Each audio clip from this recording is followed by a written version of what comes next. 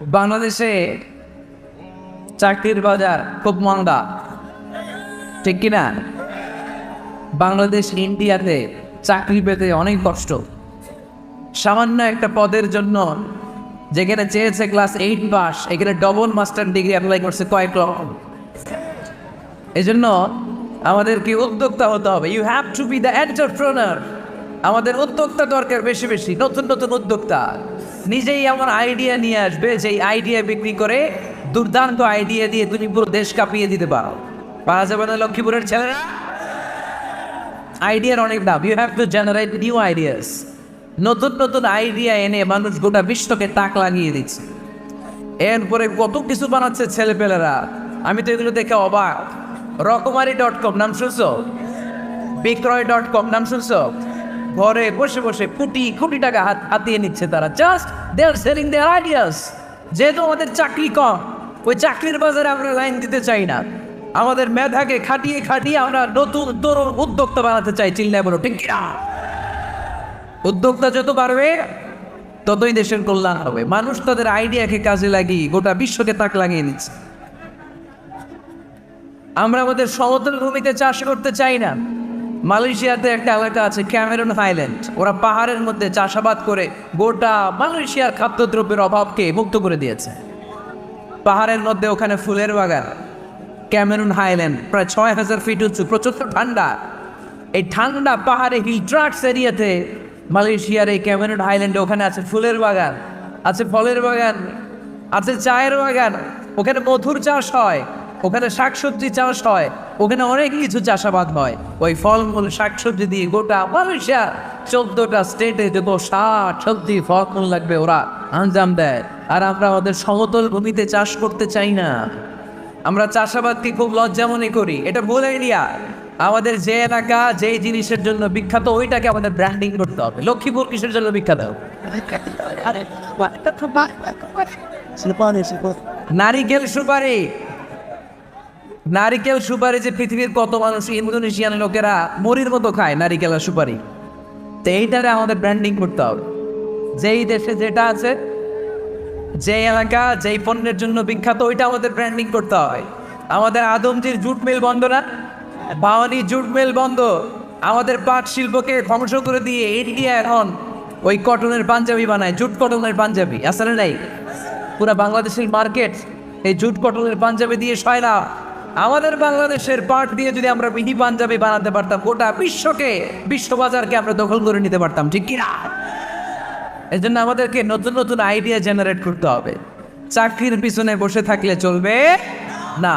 আর আজান যদি হয়ে যায় ছুটে যাবো মসজিদে, আর নামাজ শেষ হলে আমরা আমাদের কাজের দিকে চলে যাবো। চিল্লায় বলেন ঠিক কিনা? যেটাই করবো আমরা ভালোভাবে করবো। আল্লাহ বলেছেন লিয়াবলুয়াকুম আইয়ুকুম আহসানু আমালা। লক্ষ্মীপুরের ভাইয়েরা আওয়াজ করে উত্তর দেয়, আওয়াজ করে উত্তর দিতে হবে। জান্নাতে যেতে হলে 100তে কত নাম্বার পেতে হবে? হ্যাঁ, হয় নাই?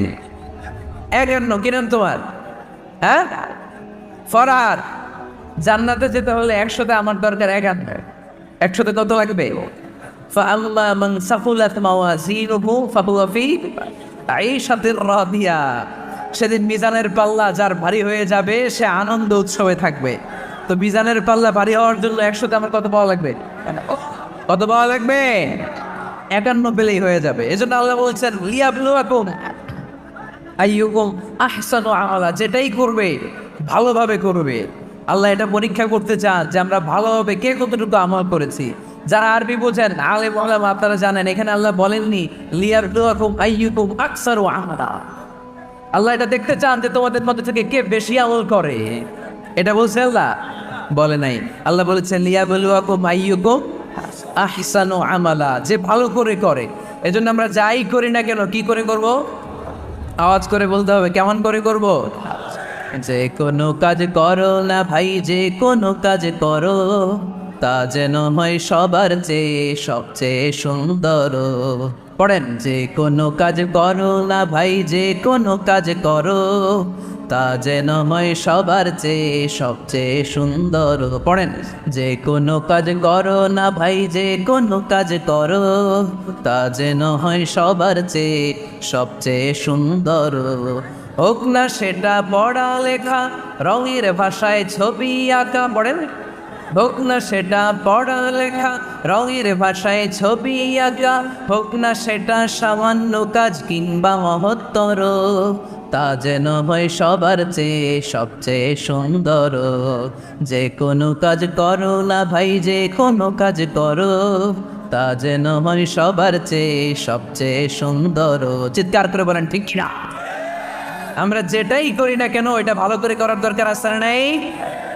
এজন্য কাজে আর শ্রমে কোনো লজ্জা নাই। লজ্জা হচ্ছে অলসতায়। লজ্জা কিসে? অলসতায়। বিশ্ব ঈসা ইসলামের কাছে এক সাহাবী এসে বলল, ইয়া রাসূলুল্লাহ আতিনি শাইআন, আপনি আমাকে কিছু দান করেন, আমার কিছুই নাই। বিষ্ণু বললেন, তোমার কিছু নাই? সাহাবী বললেন, ইয়া রাসূলুল্লাহ ঘরে আমার শুধু দুইটি জিনিস আছে। কয়টা? চিল্লায় বলেন কয়টা? এক হচ্ছে একটা জামা, দুই হচ্ছে পানি খাওয়ার একটা জগ। বিষ্ণু বললেন, এই দুইটাই নিয়ে আস। বিশ্বনবীর কথা শুনে ওই সাহাবী ঘর থেকে জামা নিয়ে আসলেন, পানি খাওয়ার জগ নিয়ে আসলেন। বিশ্বনবী সাল্লাল্লাহু আলাইহি ওয়াসাল্লাম নার মুবারক হাত দিয়ে এক হাতে জামা ধরে আরেক হাতে পানির জগটা ধরে সাহাবীদের দিকে উদ্দেশ্য করে বললেন, মাইয়াশতারি হাদাইন, এই দুইটা জিনিস কেনার মতো কে কে আছে দেখি? কয়েকজন হাত তুললো। বিশ্বনবী বললেন, কত দিয়ে কিনবা? এক সাহাবী বলে, ইন্নী আশতারিহিমা বিদিরহাম, ও নবী যদিও এগুলো আমার দরকার নাই, কিন্তু আপনি যেহেতু নিলামে ডাক তুলেছেন, ইয়া রাসূলুল্লাহ ইয়া হাবিবাল্লাহ, আপনার সম্মানে আমি 1 দিরহাম দিয়ে দুইটা জিনিস কিনে নেব। 1 দিরহাম, একটা জামা, একটা পানি খাওয়ার জগ, দাম কত? 1 দিরহাম। বিশ্বনবী বললেন, না না, 1 দিরহাম তো অনেক কম হয়ে যায়, মাইয়াজিদু আলা যালিক, এর চেয়ে বেশি দামে কে কিনবা? আরেক সাহাবী হাত তুলে বলতে লাগলে, ইয়া রাসূলুল্লাহ ইয়া হাবিবাল্লাহ ওয়া ইন্নী আশতারিহিমা বিদিরহামাইন, আমি এই জামাটার পানি খাওয়ার জগটা 1 দিরহাম নয় 2 দিরহামের বিনিময়ে কিনতে চাই। বিষ্ণু ঈসা ইসলাম ওই সাহাবাকে দিয়ে দিলেন। দিয়ে 2 দিরহাম নিয়ে যে লোকটা ভিক্ষা করতে এসেছিল তার হাতে 2 দিরহাম দিয়ে বললেন, যাও 1 দিরহাম দিয়ে ঘরে খাবার কিনে দিয়ে আসো, আরেক দিরহাম দিয়ে একটা কুঠার কিনে নিয়ে আসো। শুনতে স্যার, কি কিনে নিয়ে আসো? কুঠার দিয়ে কি করে? গাছ কাটে। ওই সাহাবী কুঠার কিনে নিয়ে আসার পরে বিশ্বনবী নিজ হাতে কুঠারের মধ্যে একটা কাঠের হাতল লাগাই দিলেন। আল্লাহু আকবার। হাতল ছাড়া কুঠার ইউজ করা যাবে? বিশ্বনবী নিজ হাতে ওই কুঠারের ভেতরে একটা হাতল লাগাই দিলেন আর বললেন, লা উরিদু আন আরাকা 15 আইয়াম, এই কুঠার নিয়ে জঙ্গলে যাও, গায়ে অনেক শক্তি আছে, কাঠ কাটো, এই কাঠ কেটে বাজারে বিক্রি করো, সামনের 15 দিন যেন আমি আমার চোখের সামনে তোমার না দেখি। বিশ্বনবীর পরামর্শ অনুযায়ী কুঠার নিয়ে ওই সাহাবী জঙ্গলে চলে গেলেন। কাঠ কেটে বাজারে বিক্রি করতে করতে 15 দিন পরে 10 দিরহাম নিয়ে বিশ্বনবীর দরবারে হাজির হয়ে গেলেন। 10 দিরহাম নিয়ে বিশ্বনবীর কাছে হাজির হয়ে গেলেন। সাহাবী এসে বলল, ইয়া রাসূলুল্লাহ এখন আর আমার ভিক্ষা করা লাগে না, আমার গায়ে অনেক শক্তি আল্লাহ দিয়েছে, আই এম ভেরি এনার্জেটিক, আপনার দেয়া বরকতের কুঠার দিয়ে আমি কাঠ কেটে কেটে স্বাবলম্বী হতে শুরু করেছি। সুবহানাল্লাহ পড়েন। আমি এখন 10 দিরহামের মালিক। বিশ্বনবী বললেন, লা আইয়াতাতিবা আহাদুকুম হুসবাতাল আলা যাহরিহি খায়রুম মিন আইয়াসআলা শাইআন ফায়ু'তিয়াহু আও ইয়ামনা'হু, যাদের গায়ে শক্তি আছে তারা ভিক্ষা না করে কাঠ কেটে পিঠে সেই বোঝা নিয়ে বাজারে বিক্রি করা অনেক ভালো, কারণ কারো কাছে যদি তুমি হাত পাতো সে দিতেও পারে নাও দিতে পারে, আর কষ্ট করলে কষ্ট কোনোদিন বৃথা যায় না। চিল্লায় বলেন ঠিক কি না? বিশ্ব ঈসা ইসলামের অনুপ্রেরণায় এই সাহাবা অল্প কিছুদিনের ব্যবধানে স্বাবলম্বী হয়ে গেলেন। What is the moral of the story? বিশ্বনবীর এই প্রফিটিক স্টোরি থেকে আমাদের কি শিক্ষা?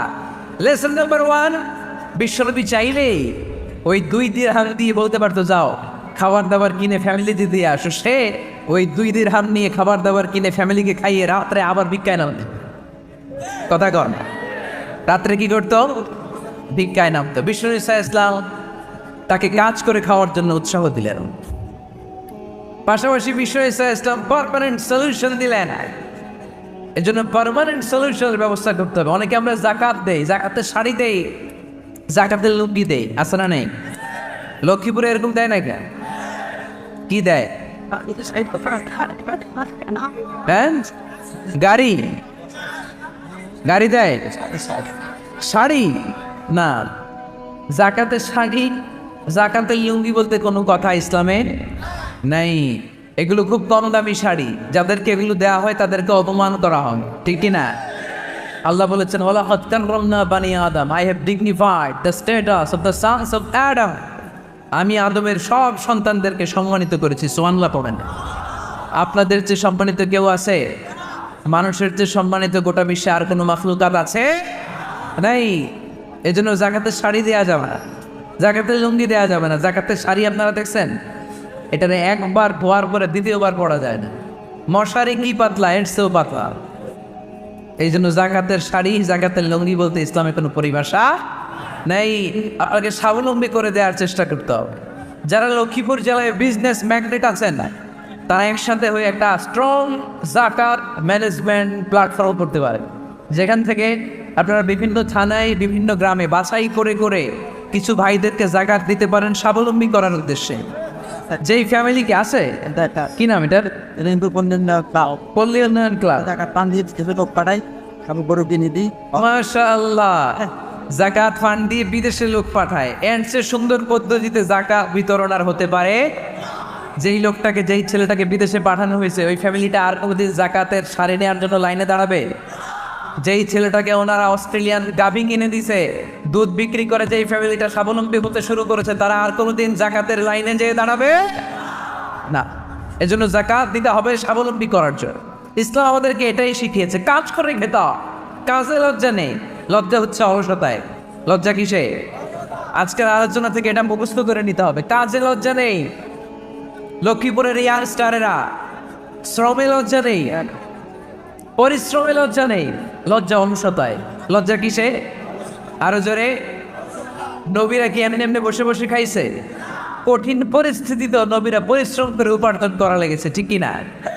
সাইয়েদনা মারিয়াম আলাইহিস সালাম, যার নামে আল্লাহ তাআলা কোরআনে একটা সূরা দিলেন, উনি পৃথিবীতে এমন একজন মহিয়সী নারী, যেই নারীর গর্ভে, যেই নারীর পেটের ভেতরে স্বামীর স্পর্শ ছাড়া সন্তান দিয়েছে কে? সাইয়েদনা ঈসা আলাইহিস সালাম পেটে আসলেন, মারিয়াম আলাইহিস সালাম লজ্জা পেলেন।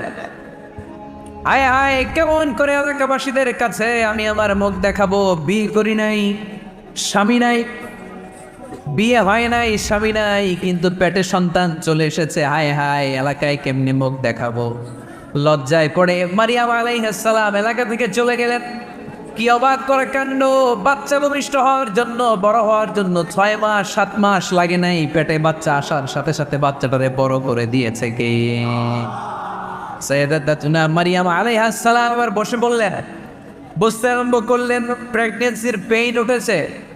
হঠাৎ করে পেট থেকে বাচ্চা ভূমিষ্ঠ হয়ে যাওয়ার পরে উনি কাঁপতে আরম্ভ করলেন। ক্ষুধার চোটে খাবার কিছু নাই, সামনে ঝর্ণা, উপরে একটা খেজুর গাছ। সাইয়েদনা ঈসা আলাইহিস সালামকে কোলে নিয়ে মারিয়াম আলাইহিস সালাম মনে মনে ভাবে, হায় রে, কেউ যদি একটু খেজুর পেড়ে দিত, এই ক্ষুধার মুহূর্তে আমি খেজুর খেয়ে পেটের ক্ষুধা নিবারণ করতাম। রব্বুল আলামিন মারিয়ামকে উদ্দেশ্য করে আয়াত নাযিল করে দিলেন, ওয়া হুজ্জি ইলাইকি বিজিদঈন নাখলাতি তুসাকিত আলাইকি রাতাবান জানিয়া। কোরআন সাক্ষী, হুজ্জি ইলাইকি বিজিদঈন নাখলা, এর মানে হচ্ছে মারিয়াম, কেউ পেড়ে দিবে না, একটু কষ্ট করে হাতটা উঁচু করে খেজুরের ডালা ধরে ঝাঁকুনি মারো, টস টসে কাঁচা পাকা খেজুর নিচের দিকে পড়বে, তারপর তুমি তুলে খাবে। সুবহানাল্লাহ পড়ে। আল্লাহ চাইলে অটোমেটিক্যালি কারামাত হিসেবে খেজুরগুলো নিচে ফেলতে পারতেন না? কথা কন, খেজুরগুলো অটোমেটিক্যালি নিচের দিকে পড়ছে? পড়ে নেই। আল্লাহ শিক্ষা দিয়েছে, যেই পরিস্থিতিতে থাকো না কেন, তোমাকে শ্রম ব্যয় করে, কষ্ট করে তোমার উপার্জন করতে হবে, রিজিকের বন্দোবস্ত করতে হবে। চিল্লায় বলেন ঠিক না? ইসলাম আমাদেরকে এটাই শিখিয়েছে, কাজে লজ্জা নেই। আবার বিশ্বনবী বললেন, ইনকামাতিস সাআ ওয়া ফি ইয়াদি আহাদিকুম ফাসিলাতুন, তোমাদের কারো হাতে যদি একটা চারা বীজ থাকে, সে যদি দেখে কিয়ামত হতে শুরু করেছে, ফাইন ইসতাতাআ আন ইয়াগরিসাহা ক্বাবলা আন তাকুমাস সাআ ফালইয়াগরিসহা, কারো হাতে একটা চারা বীজ নিয়ত করেছে, চারা বীজটা রোপণ করবে। ইন দ্য মিন টাইম দেখলো কিয়ামত হতে শুরু করেছে। বিশ্বনবী বললেন, যদি তোমার সুযোগ থাকে কিয়ামত হওয়ার আগে চারা বীজটা রোপণ করে দাও। কথা বুঝতে পেরেছেন? আপনার হাতে একটা চারা বীজ, আপনি প্ল্যান করেছেন এই চারা বীজটা রোপণ করবেন। ইন দ্য মিন টাইম দেখলেন কি হওয়া শুরু হয়েছে, ইদা জুলজিলাতিল আরদু জিলজালাহা, দ্য বিগেস্ট আর্থকোয়েক, ভূমিকম্প শুরু হয়েছে, কিয়ামত হয়ে যাবে। বিশ্বনবী বললেন, কিয়ামত হইতেছে ওদিকে, আর তোমার হাতে যদি চারা বীজ থাকে দেরি করো না, কিয়ামত তোমার কাছ পর্যন্ত আসার আগে সুযোগ পেলে চারা বীজটা রোপণ করে দাও। ইসলাম শিখিয়েছে শেষ নিঃশ্বাস পর্যন্ত তোমাকে লড়ে যেতে হবে। এই পৃথিবীতে কেউ কাউকে জায়গা করে দেয় না, জায়গা করে নিতে হয়। এই পৃথিবীটা, the life is not a bed of roses, এটা ফুল বিছানো কোনো ফুল সজ্জা নয়, এটা কণ্টকা কীর্ণ। কেউ আপনার স্পেস করে দিবে না, কেউ আপনাকে সুযোগ করে দিবে না, কেউ আপনার জায়গা করে দিবে না, বরং আপনি জায়গা করে নিলে টাইনা নিচে না হয়। কথা বলেন? এজন্য কখনো অলসতাকে স্থান দেয়া যাবে। রসুল বত্তালি দুঃখানু শয়তান, অলস মস্তিষ্ক শয়তানের আড্ডা। অলস যদি কেউ থাকে এটারে টেনে বেঁধে কাজে না হয়, পারা যাবে? আলহামদুলিল্লাহ লক্ষ্মীপুরের এরকম অলস ছেলে পেলে নাই।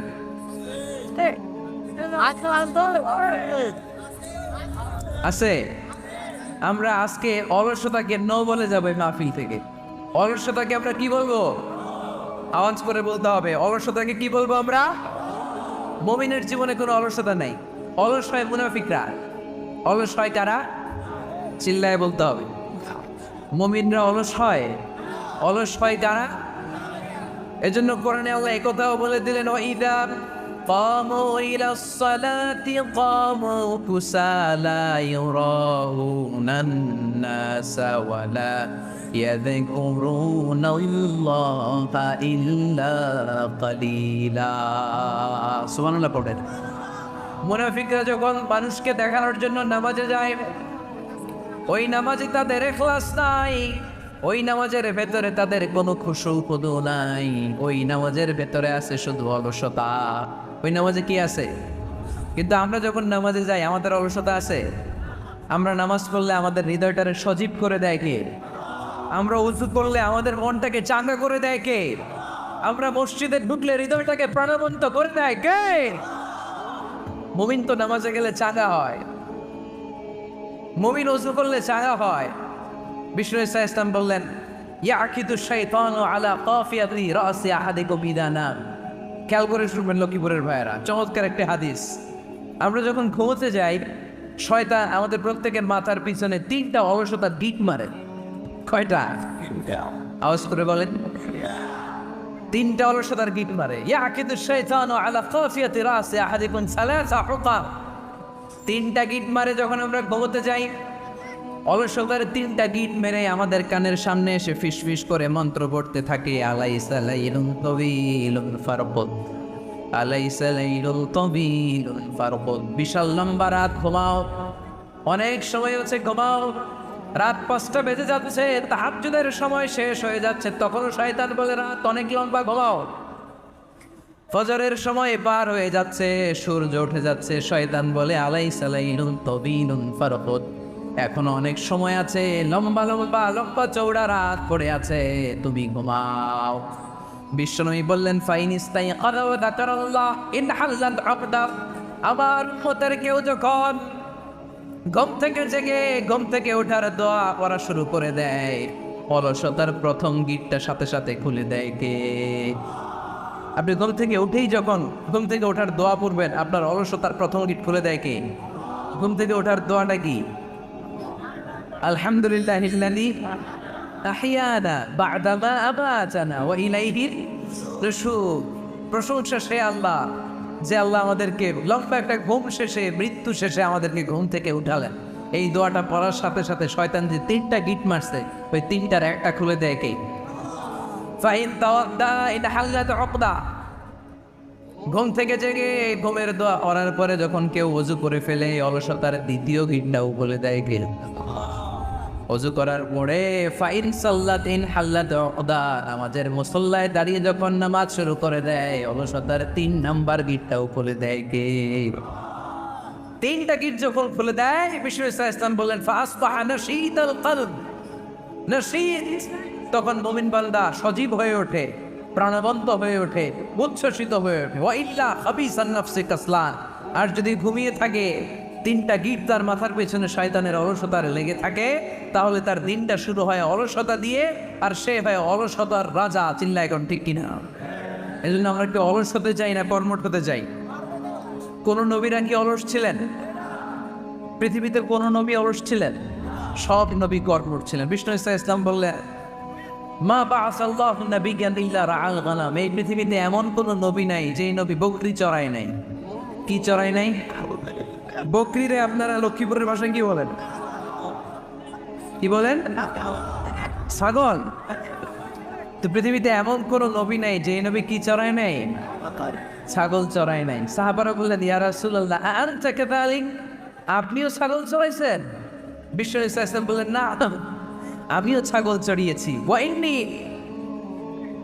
আরআহা আলা কারারাইতি আহলি মক্কা, আমি তো মক্কাবাসীদের অল্প কিছু পয়সার বিনিময়ে তাদের ছাগলগুলোকে চড়িয়ে দিলাম। সুবহানাল্লাহ বলবেন না? বিষ্ণু ইসলাম ছাগল চড়াতে। ছাগল চড়ানো সহজ কাজ না কঠিন কাজ? কেন কঠিন এটা? হ্যাঁ, এরা খুঁড়ি মারে। হ্যাঁ, কি করে? বসে থাকতে হয়। তো ছাগল যারা পালে তারা জানে ছাগল পালা কত কষ্ট। ওরে ডানে টান দিলে কই যায়? রশি ধরে বায়ে টান দিলে কই যায়? সামনে টানলে কই যায়? পিছনে টানলে কই যায়? সারা সপ্তাহ আপনি সময় পান না এটারে গোসল করাবেন। ভাবলেন আজকে জুমার দিন আমিও গোসল করে এটারে গোসল করাই। এটারে আপনি পুকুর ঘাটে নিবেন, টানতেছেন, ওর বাপের কিরাও 1 ইঞ্চিও সামনে যাবে না। ঠিক কি না? এইটারও প্রাণী। আল্লাহর কি মহিমা! আল্লাহ তাআলা পৃথিবীর সবচেয়ে শ্রেষ্ঠতম মানুষদেরকে ছাগল চড়িয়ে ছেড়েছেন। ঠিক কি না? এই পৃথিবীতে এমন কোন নবী ছিল না যে নবীরা ছাগল চড়ায় নাই। আল্লাহ বোঝাতে চাইলেন ছাগল চড়ানো অনেক কষ্টের কাজ, অনেক ধৈর্যের প্রয়োজন। এখন নবীরা তোমরা ছাগল চড়াও, কিছুদিন পর ছাগলের চেয়েও টেরা জাতি মানুষ চড়াইতে হবে। মানুষের মধ্যেও টেরা আছে না নাই? ভালো বললে ভালোটা বুঝবে না, ডানে যেতে গেলে বায়ে যায়, বায়ে যেতে বললে ডাইনে যায়, এরকম আছে না নাই? সম্মানিত ভাইয়েরা, সমস্ত আম্বিয়া আলাইহিস সালাম ওনারা কর্মঠ ছিলেন। সাইয়েদনা আদম আলাইহিস সালাম নিজ হাতে চারা গাছ রোপণ করে চাষাবাদের কাজ করেছেন। সুবহানাল্লাহ বলেন। সাইয়েদনা ইব্রাহিম আলাইহিস সালাম চাষাবাদের কাজ করেছেন। সাইয়েদনা দাউদ আলাইহিস সালাম নিজ হাতে যুদ্ধের জন্য যে পোশাক পরতে হয়, যেটা পরলে গায়ের মধ্যে ছুরি মামলা ঢুকে না, ওই শিরস্ত্রাণ বানিয়েছেন, নিজ হাতে তলোয়ার বানিয়েছেন। সুবহানাল্লাহ পড়েন। সাইয়েদনা মুসা আলাইহিস সালাম ছাগল চড়িয়েছেন। সাইয়েদনা মুসা আলাইহিস সালামের মেজাজ নরম না গরম? নবীদের মধ্যে সবচেয়ে বেশি মেজাজওয়ালা নবী ছিলেন মুসা আলাইহিস সালাম। উনিও 8 থেকে 10 বছর সাইয়েদনা শুআয়ব আলাইহিস সালামের এরিয়াতে ছাগল চড়িয়েছেন। চিল্লায় বলেন সুবহানাল্লাহ।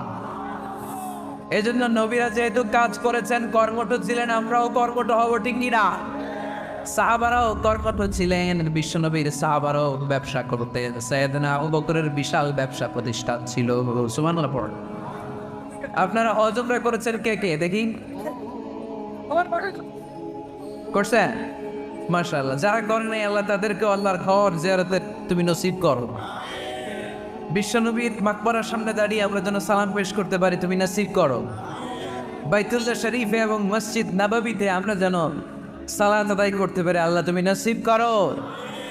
সাইয়েদনা আবু বকর রাদিয়াল্লাহু তাআলা আনহুর ব্যবসা প্রতিষ্ঠান ছিল মক্কা কাবাগরের পাশেই। ওনার ব্যবসার প্রতিষ্ঠানগুলো যেখানে ছিল ঠিক ওইখানে সৌদি সরকার এখন শপিং মল বানিয়ে নিয়েছে। মসজিদ আবু বকর মক্কা শহরের যেখানে বহিরাগতরা এসে ওখানে ছাগল, ওখানে ঘোড়া, উট এগুলো রাখতো, আস্তাবল রাখতো। ঘোড়া উট যেখানে রাখা হতো ঠিক ওই জায়গায় সৌদি সরকার ওটার পার্কিং লট বানাইছে।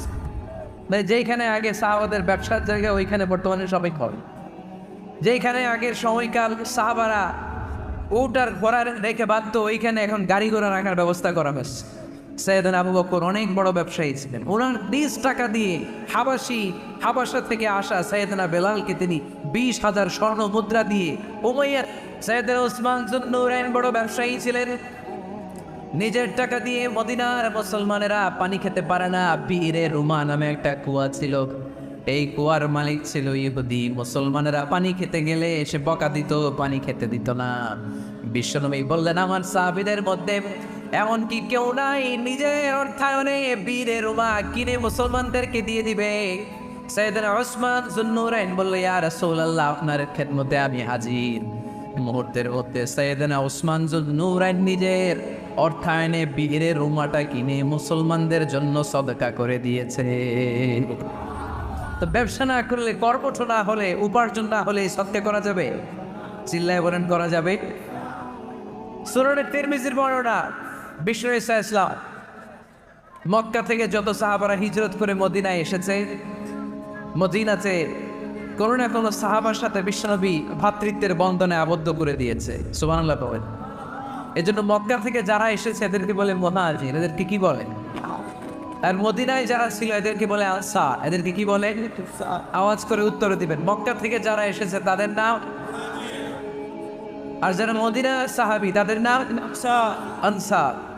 আজকে এই মাহফিলে লক্ষ্মীপুর এর বাইরে থেকে কারা কারা আসছেন দেখি?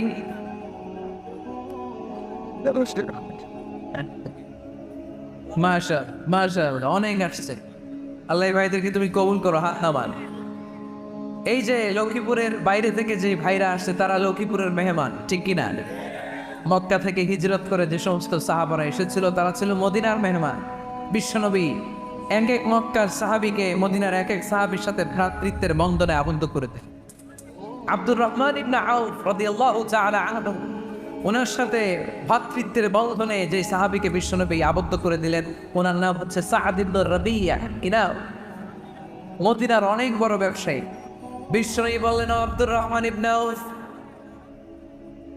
সম্পদ ছেড়ে দিয়ে, পরিবার ছেড়ে দিয়ে, স্থাবর স্থাবর সব ছেড়ে দিয়ে আল্লাহ রাসূলের ভালোবাসায় মক্কা থেকে মদিনায় এসেছো।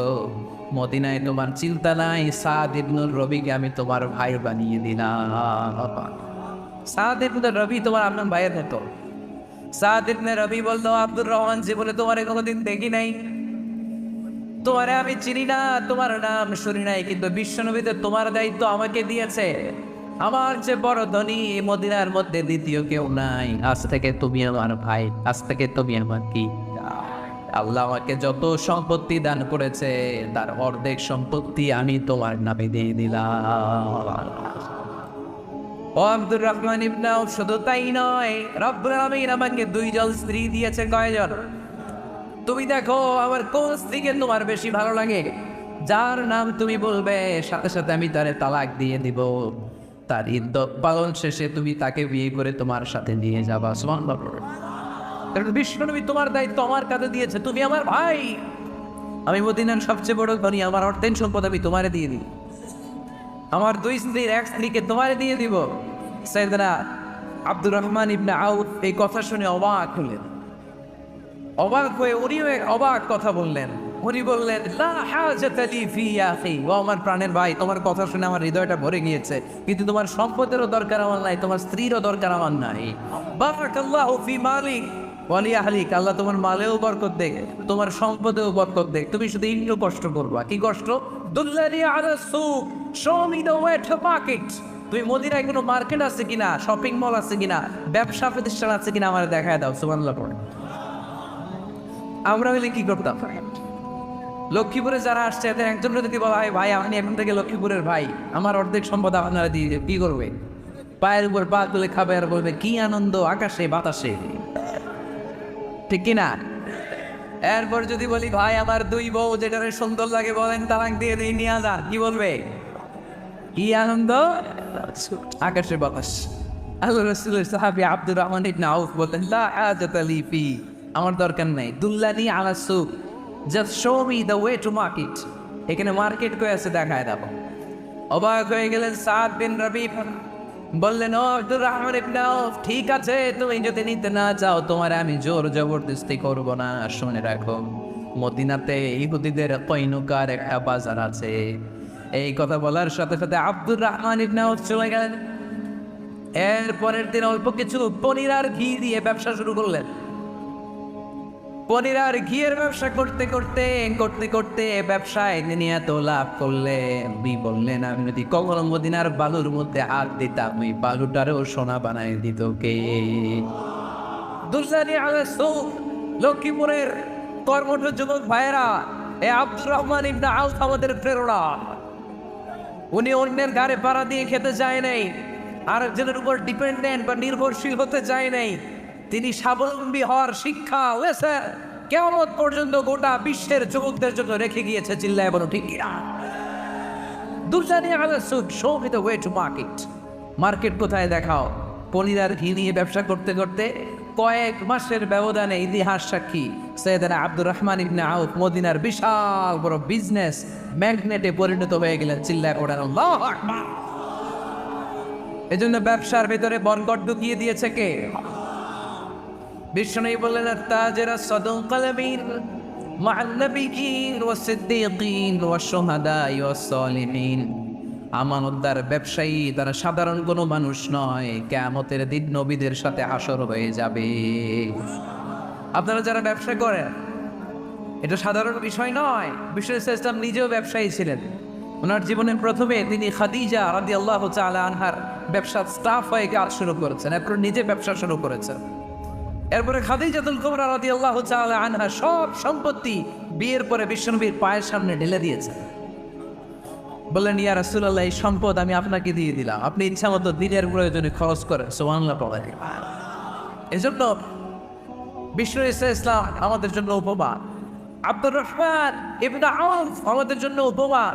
যারা ব্যবসা করে তারা বিষ্ণু ইসলামের সুন্নাহ পালন করছেন। আর তাজির as-সাদুক আল-আমিন, বিষ্ণু বললেন সত্যবাদী আমানতদার ব্যবসায়ী, যে ব্যবসা করতে যে মিথ্যা কথা বলে না। অনেক ব্যবসায়ীরা আছে পণ্য চালানোর জন্য মিথ্যা কথা বলে আর কসম কাটে, আছে না নেই? আহা, এমনটা করা যাবে? সকালবেলা স্ত্রীরে বলে এই গরুগুলা বিক্রি করবো, তুই একটা দাম কত কত কমো। স্ত্রীরে শিখাই দিচ্ছে এই গরুর দাম তুই 40,000। তো বউ বলে ঠিক আছে, দাম পেলাম 40,000।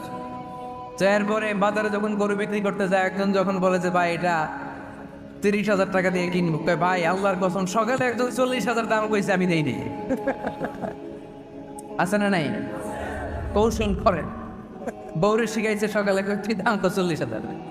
তো বাজারে যে সকালে একজন দাম করছে, দাম করে কইছে 40,000 দেই নাই, আমরা 30,000 কেমনে দেই? এরকম ডাকাইতে আছে না নেই?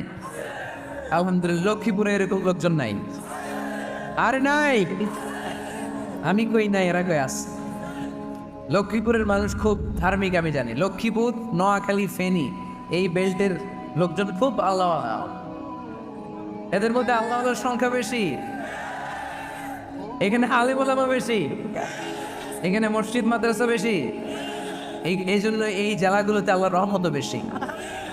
আল্লাহ তুমি এই জেলার ছেলেপেলেদেরকে, এই জেলার লোকদেরকে তুমি কবুল করো, মা বোনদেরকে তুমি কবুল করো। সম্মানিত ভাইয়েরা, এজন্য আজকের মাহফিল থেকে আমরা যেটা শিখলাম সেটা হচ্ছে পরিশ্রমে কোনো লজ্জা আছে? আমরা কাজ করে খাও, ঠিক কিনা? Never under estimate any job. যুবক ভাইয়েরা, লক্ষ্মীপুরের যুবক ছেলেরা শুনতেছ? এরকম আওয়াজ করতে হবে, কান খাড়া করে শুন। Never under estimate any job. কোনো চাকরিকে ছোট করে দেখা যাবে, whether it's small or big, you don't care. এটাতে কেয়ার করা যাবে না। ছোট্ট চাকরি পাইলেই ঢুকে যাবা, বড় অফার আসলে পরে ঢুকবা।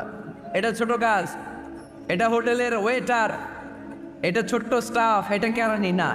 কাজ কাজই, কাজের মধ্যে কোনো ছোট বড় নাই। খেটে খাওয়া মানুষকে বিশ্বনবী অনেক সম্মান করতেন।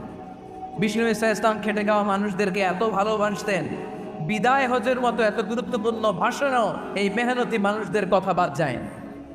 সুবহানাল্লাহ বলবেন না? দিনটা ছিল জুমাবার। বিষ্ণু ইসলাম আরাফাতের ময়দানে দাঁড়িয়ে ঐতিহাসিক একটা ভাষণ দিলেন। এই ভাষণের নাম হলো বিদায় হজের ভাষণ। এই বিদায় হজের ভাষণেও খেটে খাওয়া মানুষের কথা বিশ্বনবী বাদ দেয় না। বিশ্বনবী বলেছেন আরে খবরদার, অধীনস্থ কর্মচারীদের সাথে খারাপ আচরণ করো না। আতইমুহুম মিম্মা তাকুলুন ওয়াকসুহুম মিম্মা তালবিসুন। খবরদার, মনে রেখো, তোমরা যা খাবে তোমাদের অধীনস্থ কর্মচারীদেরও তা খাওয়াবে, তোমরা যা পড়বে তাদেরও তা পড়াবে। বিশ্বনবী শেষ নিঃশ্বাস ত্যাগ করে যাওয়ার আগে যেই কয়েকটা কথা বলেছিলেন তার মধ্যে মেহনতি মানুষদের জন্য কথা আছে রাডাই। বিশ্ব ইসলাম যখন শেষ নিঃশ্বাস ত্যাগ করবেন তিনি বলেছিলেন, আসসালাত আসসালাত, উম্মতেরা নামাজ নামাজ নামাজ ছেড়ে দিও না, নামাজ তরক করো না, নামাজ কাজা করো না। আর বলেছিলেন, ওমা মালাকাত আইমানুকুম, অধীনস্থ কর্মচারীদের সাথে খবরদার খারাপ আচরণ করো না। যারা কর্মচারীদের সাথে খারাপ আচরণ করে, যারা মানুষের কাছ থেকে শ্রম নিয়ে কাজ করিয়ে টাকা দেয় না, কিয়ামতের দিন তাদের বিরুদ্ধে মামলা দায়ের করবে কে? কে করবে? হাদিসে কুদসি সাক্ষী বিষ্ণু ইসলাম বলেন, আল্লাহ তাআলা ফরমান, আনা খাসমুহুম সালাতুন আনা খাসমুহুম ইয়াউমাল কিয়ামা। তিন শ্রেণীর ব্যক্তির বিরুদ্ধে আল্লাহ বলেন, আমি নিজেই কিয়ামতের দিন মামলা দায়ের করব। I will be against them in the day of judgment. Three categories of people, I will be against them in the day of judgment. তিন শ্রেণীর লোক কিয়ামতের দিন তারা ছাড় পাবে না। আল্লাহ বলেন, আমি নিজেই তাদের বিরুদ্ধে মামলা দায়ের করব। এর মধ্যে এক শ্রেণীর লোক হচ্ছে রাজুলুন ইস্তাজারা জিরান ফাস্তাওফা মিনহু ওয়া লাম ইয়াতি আজরা। একজন শ্রমিক ভাড়া করে তার কাছ থেকে কাজ নিয়েছে কিন্তু তার পারিশ্রমিক আদায় করে নেই। এরকম আছে না নেই? দাপট দেখায়, দাপট দেখায় ইউনিভার্সিটির ক্যান্টিনগুলোতে। ইউনিভার্সিটির ক্যান্টিনে যে খায় বাগের বিল দেয় না, এরকম টাকাই আছে না নেই? চায়ের দোকানে চা খায় একটা পরে দিব, বিল দেয় না, আছে না নেই? দোকানে যে পণ্য কিনে বিল দেয় না, পরে দিব, আছে না নাই? কিয়ামতের দিন আল্লাহ তোরে মাস্তানি ছুটাবে, চিল্লা এখন ঠিক না? আমি নিজেই তাদের বিরুদ্ধে মামলা দায়ের করব। কথাটা কার? এই জন্য বিশ্বনবী বললেন, খবরদার, মেহনতি মানুষ, খেটে খাওয়া মানুষ, এদের দোয়া কবুল হয়ে যায়। আতুল আজিরা আজরাহু ক্বাবলা ইয়াজিফা আরাকুহু। খবরদার, বিশ্বনবী বললেন, শ্রমিকের ঘাম শুকিয়ে যাওয়ার আগে তাদের পারিশ্রমিক মিটিয়ে দাও। বিশ্বনবীর বিখ্যাত হাদিস, আতুল আজিরা আজরাহু ক্বাবলা ইয়াজিফা আরাকুহু। শ্রমিকের ঘাম মাটিতে লাগার আগে, শুকিয়ে যাওয়ার আগে তাদের পারিশ্রমিক মিটিয়ে দাও। কেননা তারা যদি বদদোয়া করে তোমার জীবনরে জাহান্নাম বানিয়ে দিবে কে? বিষ্ণু ইসলাম সব সময় খেটে খাওয়া মানুষদেরকে আগলে রাখতেন। সব সময় শুধু যে ভাষণে মেহনতি মানুষদের সাথে ভালো আচরণ করতে বলতেন, শ্রমিকদের সাথে ভালো আচরণ করতে বলতেন, এমন তো নয়। ওনার ব্যক্তিগত জীবন খাটলেও দেখা যায় উনি শ্রমিকদের সাথে কেমন আচরণ করেছেন। বিষ্ণু ইসলামের একজন খাদেম ছিল, আপনারা তার নাম জানেন? কি নাম? সবাই বলেন আনাস। আওয়াজ করে বলেন, বিশ্বনবীর খাদেমের নাম। নামটা কেমন লাগে? ভালো লাগে? ছেলে হইলে রাখবেন তো? রাখবেন? অনেকে আমার জিজ্ঞেস করে যে আমার একটা ছেলের নাম বলে দেন। এই এলাকার যদি কারো সম্ভাব্য আগন্তুক 2 মাস পরেই ছেলে পৃথিবীতে আসবে, এর নাম রাখবেন আনাস। নাম কি রাখবেন? খাদিম রাসূলিল্লাহ, হযরত রাসূল সাল্লাল্লাহু আলাইহি ওয়াসাল্লামের খাদেম। এই খাদেমের কাছ থেকে একটু শোনেন ওনার মালিক কেমন ছিল, শুনবেন নাকি কষ্ট হচ্ছে? সম্মানিত ভাইয়েরা, খেয়াল রাখবেন, কোনো পীর সাহেবের ব্যাপারে যদি আপনি রিপোর্ট চান, পীর সাহেবের বউয়ের কাছ থেকে শুনবেন। কথা কয় না? বোঝে নাই বোধ হয়। একজন পীর সাহেব হুজুর উনি কেমন, রিপোর্ট নেবেন কার কাছ থেকে? কার কাছ থেকে? বউয়ের কাছ থেকে। একজন বড় সাহেব, বড় নেতা, তার ব্যাপারে যদি রিপোর্ট পেতে চান, আমি কয়েকটা জায়গা বলে দিই, এই জায়গাগুলো থেকে রিপোর্ট নেবেন। 1 নম্বর তার ড্রাইভার, 1 নম্বর। 2 নম্বর তার বাড়ির দারোয়ান, 2 নম্বর। 3 নম্বর তার খাদেম, 3 নম্বর। 4 নম্বর তার ঘরের কাজের মেয়ে, 4 নম্বর। এদের কাছ থেকে আসল রিপোর্ট পাওয়া যায়, ঠিক কিনা? এবার বিশ্বনবীর ব্যাপারে বিশ্বনবীর খাদেম কি বলে শুনবেন? বোঝে নাই বোধ হয়। বিশ্বনবীর ব্যাপারে বিশ্বনবীর খাদেম কি কমেন্টস করছে শুনতে চান? খাদেমের নাম আরো জোরে বলতে হবে। আনাস রাদিয়াল্লাহু তাআলা, আনাস রাদিয়াল্লাহু তাআলা বলেন, বিশ্বনবী যখন মক্কা থেকে মদিনায় হিজরত করে আসলেন, মদিনার অলিতে গলিতে আনন্দের বন্যা বয়ে গেল। তোলাআল বাদরু আলাইনা বলে সবাই বিশ্বনবীকে বরণ করে নিল। সবাই বিশ্বনবীর সাথে দেখা করতে আসলো। সবাই যখন আনসারী নারী পুরুষরা দেখা করতে যায়, আমার আম্মাও বলল, আনাস মক্কা থেকে বিশ্বনবী এসেছে, চলো তোমার নিয়ে দেখা করতে যাই।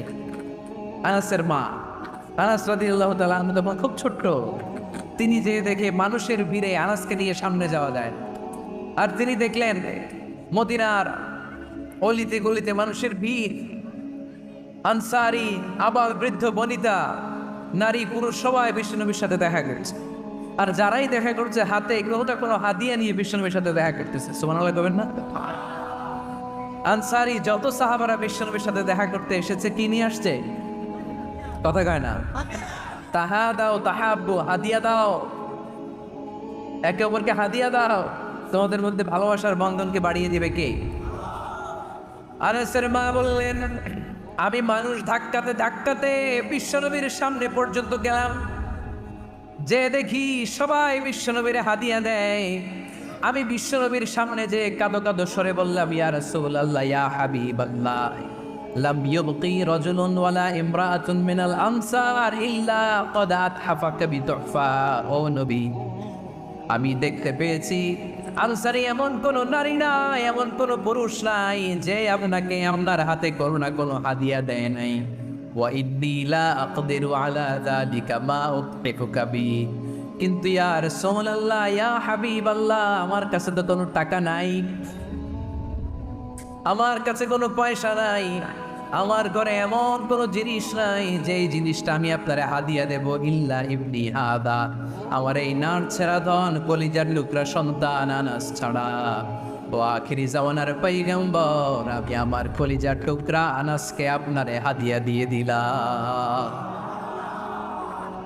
ইয়া রাসূলুল্লাহ, মদিনার আনসারি এমন কোনো নারী পুরুষ কেউ তো বাকি নাই যে আপনাকে হাদিয়া দেয়নি, সবাই তো হাদিয়া, কিন্তু আমি তো হাদিয়া দেওয়ার মতো আমার কাছে কিছু নাই, আপনার দরবারে হাদিয়া পেশ করার মতো আমার কাছে কিছু নাই। মাইকম্যান কোথায়?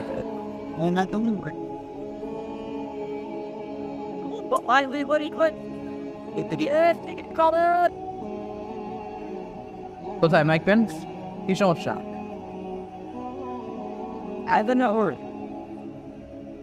একটু জিকির করি সবাই, লা ইলাহা ইল্লাল্লাহ।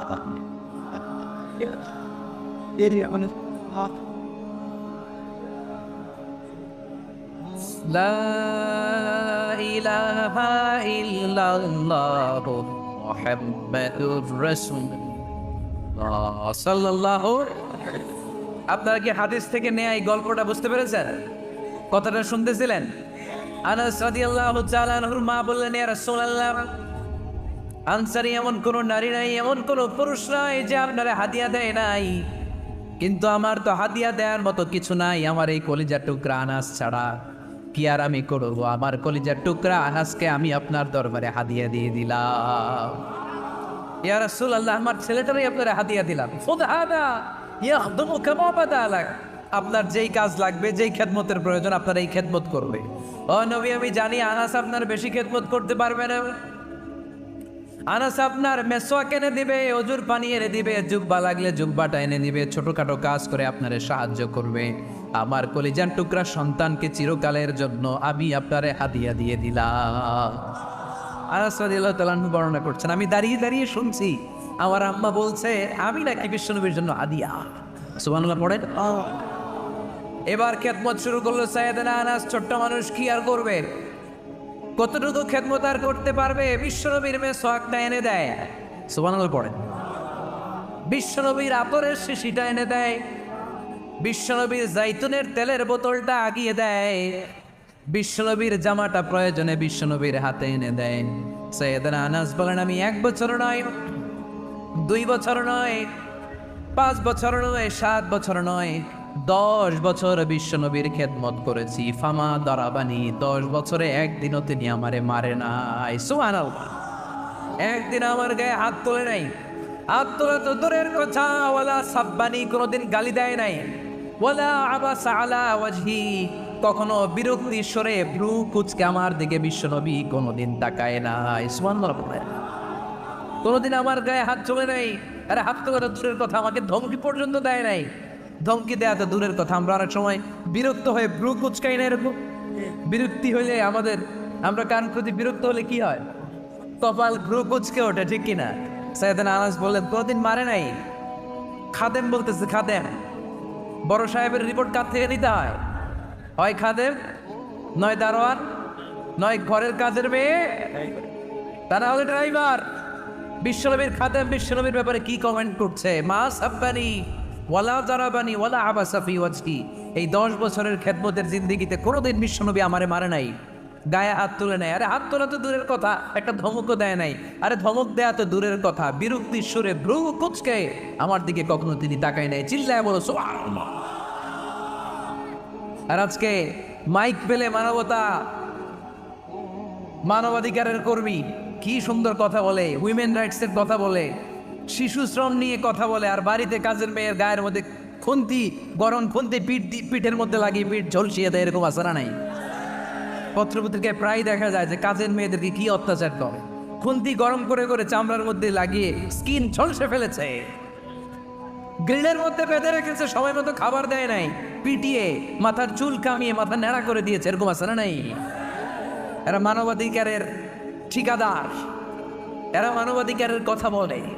আর বিশ্ব ইসলামের খাতেম বিশ্বনবীর ব্যাপারে বলেছে কোনোদিন মায়ের তো দূরের কথা, হাত তোলা তো দূরের কথা, আরে ধমক দেওয়া তো দূরের কথা, বিরক্তির চেহারা নিয়েও কোনোদিন বিশ্বনবী আমার দিকে তাকায় নেই। চিল্লায় পড়েন সুবহানাল্লাহ। বিশ্বনবী একবার সাইয়েদনা আনাস রাদিয়াল্লাহু তাআলা আনহুকে একটা ছোট্ট জিনিস আনতে পাঠালেন। সাইয়েদনা আনাস রাদিয়াল্লাহু তাআলা আনহু জিনিসটা আনতে যে মদিনার অলিতে গলিতে বাচ্চাদের খেলা দেখে জিনিস আনতে ভুলে খেলায় দাঁড়িয়ে গেলেন। ছোট মানুষ, ছোট্ট একটা বাচ্চা যদি আমার সাথে নেই, সে কি আমার প্রয়োজন বুঝবে? আমার সেন্টিমেন্ট যেরকম বাচ্চা কি ওটা টের পাবে? ছোট্ট আনাসকে বললেন আমার জুব্বা নিয়ে আসো। বিষ্ণু ইসলাম শাম দেশের জুব্বা পড়তো, বলতেন জুব্বা নিয়ে এসো। জুব্বা আনতে যখন বেরোলেন আনাস রাদিয়াল্লাহু তাআলা আনহু, দেখলেন মদিনার অলিতে গলিতে বাচ্চারা কুতকুত খেলে। কি খেলেন? আপনারা খেলেন? তো এই খেলা দেখে আনাস রাদিয়াল্লাহু তাআলা আনহু ভুলে গেলেন যে বিশ্বনবীর জামা আনতে হবে। উনিও দাঁড়িয়ে খেলা দেখতে শুরু করলেন। এখন ঘন্টার পর ঘন্টা যায়, আনাসও আসে না, জামাও আসে না। বিশ্বনবী ভাবলেন হায় রে, আনাস মনে হয় ভুলে গিয়েছে, কি আর করা যাই, নিজের জামা নিজেই নিয়ে আসি। বিশ্বনবী বের হলেন জামা আনতে। বের হয়েই দেখে মদিনার গলিতে বাচ্চারা খেলতেছে, ওইদিকে আনাস রাদিয়াল্লাহু আনহু দাঁড়া। বিশ্ব ইসলাম কিছু বললেন না, যে উনিও আনাস রাদিয়াল্লাহু তাআলা আনহুর পাশে দাঁড়িয়ে খেলা দেখতে আরম্ভ করলেন। সুবহানাল্লাহ পড়বেন না? সাইয়েদনা আনাস খেলা দেখতে হঠাৎ বিশ্বনবীর দিকে চোখ পড়ে গেছে। বিশ্বনবীর চোখের দিকে যখন সাইয়েদনা আনাস রাদিয়াল্লাহু তাআলা আনহুর চোখ পড়ে গেছে, সাইয়েদনা আনাস বলে আমার কলিজাটা এখান থেকে এদিকে চলে আসছে। ভয়ে, কিসে ভয়ে? উনি বললেন আমার গলা শুকিয়ে যেতে আরম্ভ করলো, কাঁপতে লাগলাম। আয় হায়, এখন আমার মনে পড়ছে বিশ্বনবীর জামা আনতে পাঠাইছিল, ভুলে গেছে খেলার আবেশে পড়ে। উনি বললেন বিশ্বনবী আমারে ধমক দেন নাই, আমার গায়ে হাত তুলেন নাই, জামা আনতে পাঠাইছি, এখানে খেলা দেখতেছো এটাও বলেন নাই, বিরক্তিও প্রকাশ করেন নাই। বিশ্বনবী শুধু একটা হাসি দিয়েছেন, স্মাইল। কি দিয়েছেন? একটা মুচকি হাসি দিয়েছেন। কি হাসি? সাইয়েদনা আনাস বলে ওই যে ওই দিনের বিশ্বনবীর মুচকি হাসির শাসন মরার আগের দিন পর্যন্ত আমি আনাসকে সোজা রাস্তায় রেখেছি, আর ডানে বায়ে নেই।